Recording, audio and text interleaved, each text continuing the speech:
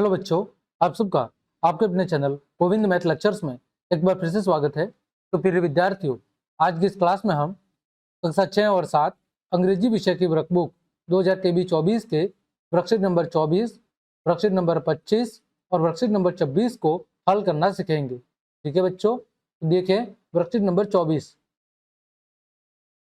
Picture comprehension identifies sitting and the context from the image, यानी कि चित्रों को आपको देखकर अलग अलग वस्तुएं जो कि बैठी हुई है या कुछ अलग कार्य कर रही है, ठीक है, उनको क्या करना है बच्चों, आपको पहचानना है। इस चित्र के अंदर जो अलग अलग तरह के व्यक्ति, पशु, जानवर, पक्षी अलग अलग तरह की क्रियाविधि कर रहे हैं, उनको आपको पहचान कर क्या करना है, लिखना है। देखो पहला प्रश्न है, ऑब्जर्व द पिक्चर्स, इस पिक्चर्स को अच्छे से देखिए एंड आंसर द क्वेश्चंस, और फिर प्रश्नों के जवाब दीजिए। ठीक है, देखो what do you think this place is, इस स्थान के बारे में आप क्या सोचते हैं। तो बच्चों ये क्या किसका चित्र है, एक गांव का चित्र है। तो बच्चों हम लिखेंगे इट इज अ विलेज।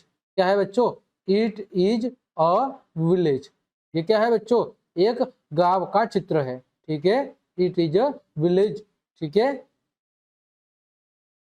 दूसरा बच्चों, count and right the number of following in the picture, यानी चित्र को देखकर आदमी, औरत, बच्चे, जानवर, पक्षी, उनको गिनना है और उनकी संख्या लिखनी है।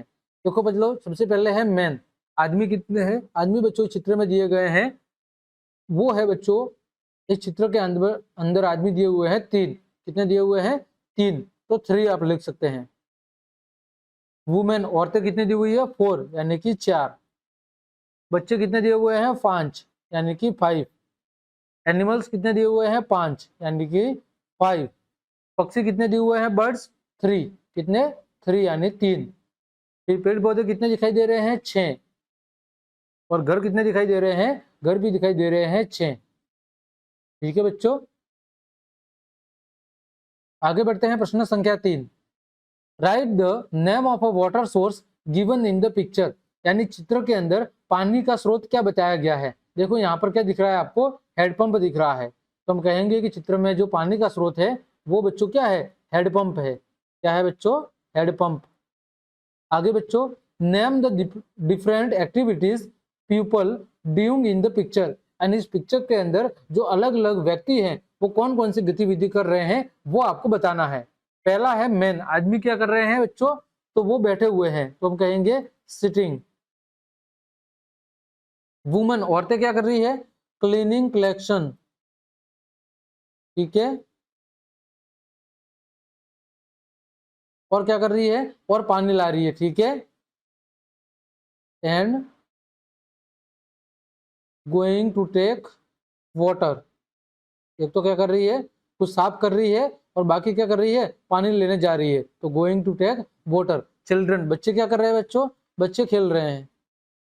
एनिमल्स क्या कर रहे हैं, एनिमल्स भी आपस में खेल रहे हैं। और पक्षी क्या कर रहे हैं बच्चों, तो पक्षी आपस में झगड़ रहे हैं, फाइटिंग कर रहे हैं। ये आपको चित्र में दिख रहा है। अगला है identify the peacocks from the image and right its location, यानी चित्र से आपको मोर को देखना है और उसकी क्या बतानी है, लोकेशन बतानी है कि मोर कहाँ कहाँ पर बैठा हुआ है। तो बच्चों हम कहेंगे देखो मोर कहाँ कहाँ पर बैठा हुआ है, एक तो इस पेड़ पर बैठा हुआ है और बच्चों एक इस घर पे बैठा हुआ है। ठीक है, तो हम कहेंगे बच्चों कि the peacocks sitting on the house, sitting on the house, and tree, एक पेड़ के ऊपर और एक घर के ऊपर बैठा हुआ है। ठीक है, the peacock sitting on the house and a tree. आगे बढ़ते हैं बच्चों, आपकी वर्कशीट नंबर 25। यहाँ पर क्या करना है, आइडेंटिफाइज होमोफोन्स एप्रोप्रिएटली। ठीक है, होमोफोन्स का मतलब है कि जो समान शब्द वाले, समान उच्चारण वाले जो शब्द है उनको आपको अच्छे से पहचानना है। होमोफोन्स का मतलब क्या होता है बच्चों, होमोफोन्स का मतलब होता है समान उच्चारण वाले शब्द।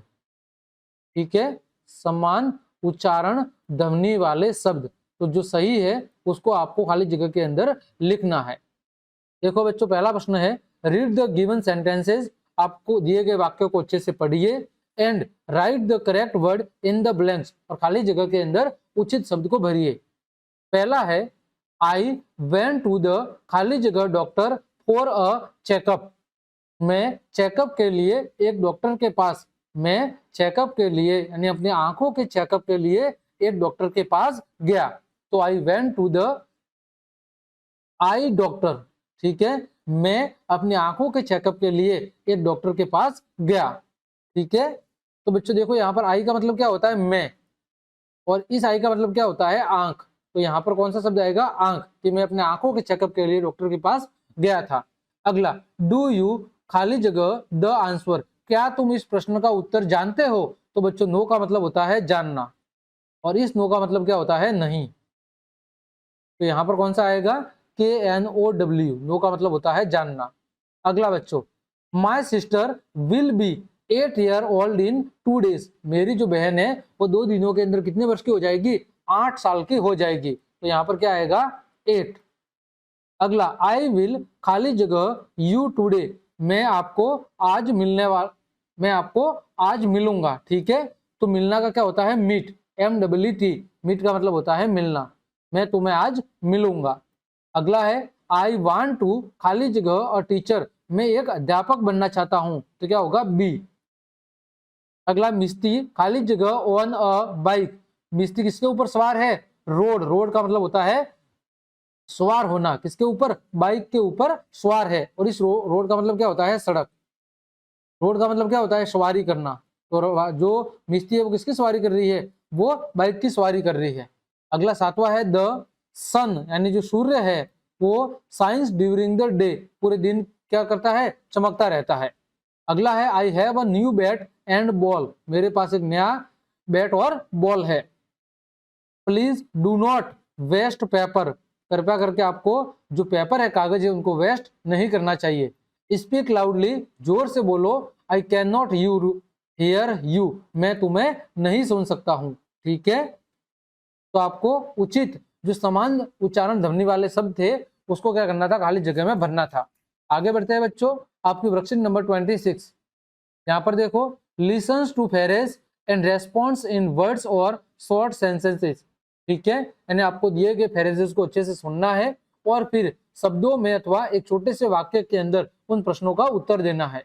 ठीक है, देखो, लिसन टू योर टीचर, अपने अध्यापक को अच्छे से सुनिए। रीडिंग द फॉलोइंग सेंटेंसेस, वाक्यों को अच्छे से पढ़िए।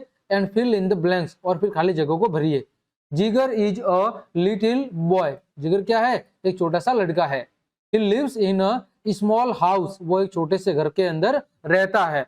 There is a green tree, ठीक है, आउटसाइड हिज हाउस, तो उसके घर के बाहर क्या है, एक हरा पौधा है। ठीक है, अगला, जिगर लाइक्स टू ईट, क्या वो टॉफीज या चॉकलेट खाना पसंद करता है।